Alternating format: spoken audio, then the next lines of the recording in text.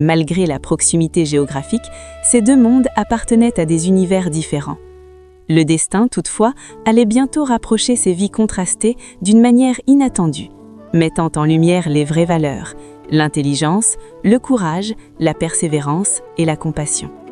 Et ainsi, au milieu de cette grande ville africaine, sous le même ciel et sur la même rue, deux familles se préparaient à vivre des journées qui allaient changer leur existence, révélant les contrastes et les leçons que la vie réserve à ceux qui osent rêver et lutter. Dans cette grande ville africaine, le soleil brillait haut dans le ciel et les rues grouillaient de vie. Pour Ama et Kofi, chaque jour était un combat.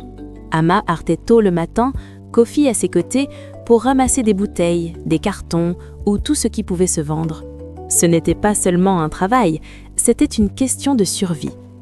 De l'autre côté, la villa de Rita rayonnait toujours de richesse et de perfection. Mais derrière cette façade éclatante se cachait un caractère dur et froid. Rita avait appris à compter sur elle-même, à dominer et à regarder le monde avec un mélange de mépris et d'arrogance. Dans son esprit, ceux qui étaient pauvres ou faibles étaient destinés à rester à leur place.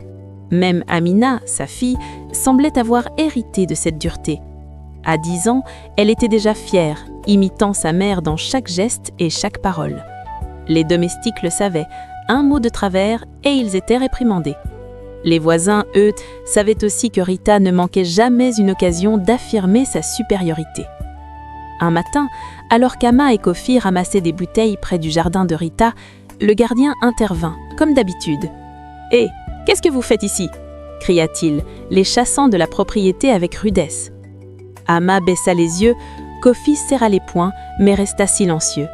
Il savait que toute protestation serait inutile. Mais ce jour-là, Rita sortit de sa villa, élégante et imposante, comme un rayon de soleil froid. « Encore vous » lança-t-elle d'une voix glaciale. « Vous osez venir fouiller dans mes poubelles, dans mon jardin?